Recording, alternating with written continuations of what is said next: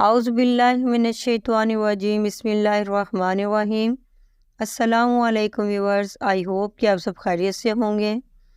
Video شروع کرنے سے پہلے آپ سب سے یہ گزارش ہے کہ اگر آپ ہمارے چینل پر نیو ہیں تو چینل کو سبسکرائب کر دیں اور بیل نوٹیفیکیشن کو بھی آن کر دیں تاکہ آنے والی ہر نئی ویڈیو آپ تک بآسانی پہنچ سکے۔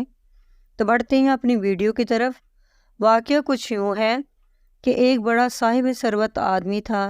جب اس کی وفات کا وقت قریب آیا تو اس نے اپنے تمام بیٹوں کو بلا بھیجا تاکہ وہ کچھ نصیحتیں کر سکیں۔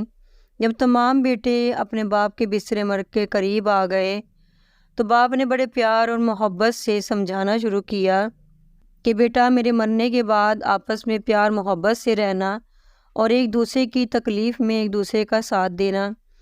سب نے اپنے مرتے ہوئے باپ یہ یقین دہانی کروائی کہ ہم آپس میں مل جل کر رہیں گے اور اس وصیت پر بھی عمل کریں گے۔ اور پھر کچھ ہی لمحوں بعد اس صاحب ثروت آدمی کی جان نکل گئی۔ بیٹے باپ کی تجہیز و تکفین میں مصروف ہو گئے، نماز جنازہ پڑھی اور قبرستان کی طرف چل پڑے۔ دفن کرنے اور قبرستان سے نکل کر آنے کے بعد ایک بیٹا اپنے بھائیوں سے کہنے لگا کہ وہ باپ کی قبر میں دوبارہ داخل ہونا چاہتا ہے تاکہ اطمینان کر سکے کہ تدفین صحیح ہوئی ہے یا نہیں، اور ہمارے باپ کو قبلہ رخ بھی لٹایا گیا ہے یا نہیں۔ سب لوگوں نے سمجھایا کہ سب کچھ ٹھیک طریقے سے کیا گیا ہے، مگر وہ نہ مانا۔ بھائیوں اور لوگوں کے لاکھ سمجھانے کے باوجود بھی وہ بیٹا بضد رہا کہ میں نے دوبارہ سے قبر کو کھول کر دیکھنا ہے۔ بار بار سمجھانے کے باوجود جب وہ بیٹا نہ مانا تو سب نے اس کو اجازت دی کہ ٹھیک ہے، تم جاؤ اور دیکھ کر فوراً قبر کو بند کر دینا۔ جب باقی بھائیوں اور چند قریبی رشتہ داروں کو وہاں کھڑے اور اس کا انتظار کرتے ہوئے 15 منٹ سے زیادہ ہو گئے تو سب کو فکر لاحق ہونے لگی۔ ان میں سے ایک بھائی قبر میں اترتا ہے کہ دیکھے کہ بھائی ابھی تک کیوں نہیں آیا اور وہ وہاں پہ کیا کر رہا ہے۔ اچانک وہ کیا دیکھتا ہے کہ اس کا بھائی باپ کے پہلو میں مرا پڑا تھا۔ یہ معاملہ اتنا عجیب نہیں، لیکن بڑی تعجب خیز بات وہ ہے جسے آپ معلوم کرنے جا رہے ہیں۔ وہ اس حالت میں پایا گیا تھا کہ اس نے اپنے باپ کا کفن اتار کر اس کا ہاتھ باہر نکالا ہوا تھا اور وہ باپ کی خریدی ہوئی ایک عمارت کے کاغذات پر اس کا انگوٹھا لگا رہا تھا۔ جب وہ اس مقصد کے لیے قبر میں اترا تو اس کی ایک جیب میں دوات اور دوسرے میں معاہدہ فروخت کے کاغذات تھے۔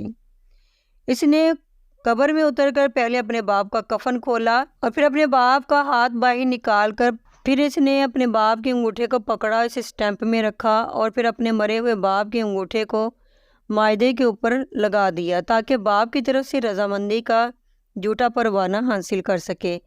اس سے پہلے کہ وہ قبر سے باہر نکلتا اور اسے عمارت کو بیچ کر اس سے کچھ فائدہ اٹھاتا کہ موت کا فرشتہ بھی قبر میں اترا تو وہ باپ کی قبر میں تھا تاکہ اپنے ناپاک ارادوں کو پورا کر سکے، مگر اسے کیا پتہ تھا کہ اس قبر میں موت بھی اس کا انتظار کر رہی ہے اور اللہ نے آخری اس کی جو سانسیں ہیں اس کے باپ کی قبر میں ہی پوری کرنی تھی، اور یوں اس کا لالچ ہی اسے لے ڈوبا اور وہ موت کا سبب بنا۔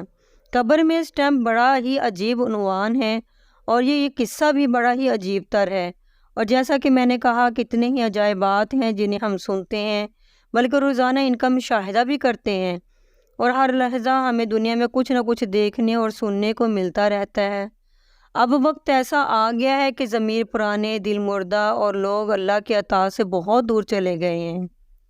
اکثر دل دنیا کی لالچ میں پڑ کے زمینوں اور آسمانوں سے بڑی جنت کو بھول گئے ہیں کہ جسے اللہ تعالیٰ نے اپنے نیک بندوں کے لیے تیار کر رکھا ہے، اور اللہ کے وعدے کو بھی بھول بیٹھے ہیں جو اللہ تعالیٰ نے اپنے نیک بندوں سے قرآن پاک میں کیے ہیں۔